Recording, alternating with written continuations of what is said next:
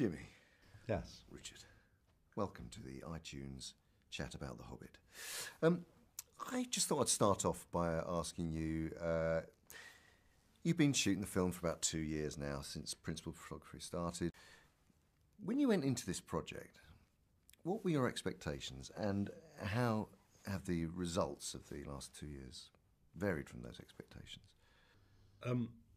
Well, I set the bar very low because we're so. playing dwarves. So, yeah, I mean, it's you go into it with having seen Lord of the Rings and the success of that, and what Pete did with those films, and you go in with a lot of faith and spent 18 months having a bit of a crack, really, don't you? Yeah, I mean, I had no idea because I wasn't a Tolkien fan as a kid. I mean, I didn't. The Hobbit wasn't introduced to me. I come from a family of educators, but The Hobbit didn't play a part in my life. Lord of the Rings didn't actually play a huge part in my life. I mean, I heard you were in it, and I thought, no, I don't fancy that. And so I kind of went in quite naive, and also because, of course, when we met Peter, there was no script. It was an act of faith for him as a director, but it also was quite an act of faith for us to kind of like take that jump. I mean, because it's a long jump and a significant jump because you're moving with your family to the other side of the world. But since the movie has come out, and since all that hype has disappeared from the cinema release, which was kind of frightening and hard not to be caught up in, what is fantastic on a daily basis is that kids are coming up to me wherever I am and talking about The Hobbit. Can I just ask you about your characters and how you approached your characters? I think it was interesting because I didn't really know. I mean, and you know, in the book, I mean, Thorin is quite separate from the rest of us, kind of in the book, because I mean he speaks. He kind of is defined. I mean, I think what's fascinating about Pete and Fran, his life partner and his creative partner, is that the challenge they were faced was to try and create 13 individuals, 13 different characters, 13 different looks. I think the way they did that was to match their imagination with the actors that they had cast. They wanted us all to bring a bit of ourselves, you know. So the process was difficult at times, but also it was a pleasure to be able to bring bits. He's very collaborative, Pete, you know. But on a daily basis, we didn't often know what we were doing. But I think you could say the same thing about Pete. On a daily basis, he wasn't quite sure what he was doing. Yeah, I mean, I did know the book from being a kid. I read it when I was 7, and I was on stage in a production when I was 13. So I was, in Birmingham. Alex. What did you play? I was an elf.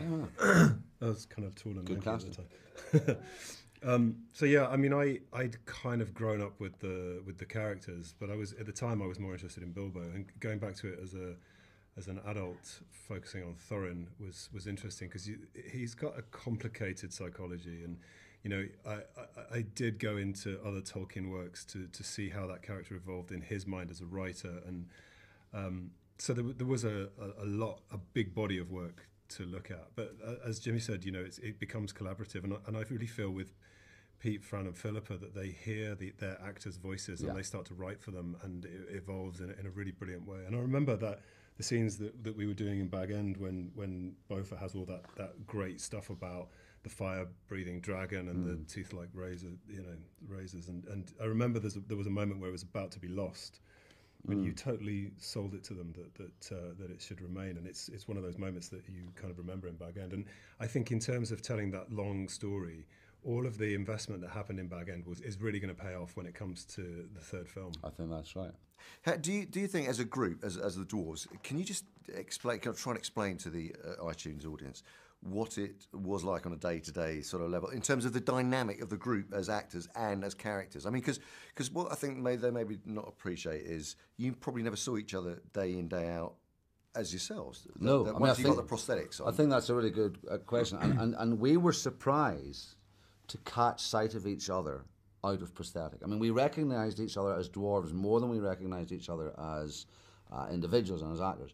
But I think the dynamic, the journey, you know, I mean, The Hobbit's called it, the first part is an unexpected journey, and it was an unexpected journey for all of us. And the marriage between 13 actors getting together to play 13 dwarves, both those identities going on this journey together, it was very important that we bonded, and we did bond hugely. And you know, occasionally, of course, like a family or a brotherhood, there were There were fallings out. There were at times we needed to be separated, but we were always brought back together. Not just by the call shoot. We were brought back together by the country, the journey, by New Zealand, by Middle Earth, and by our conscious and subconscious need to be kind of knit together. You know, and there was Richard leading us. You know, and so it's.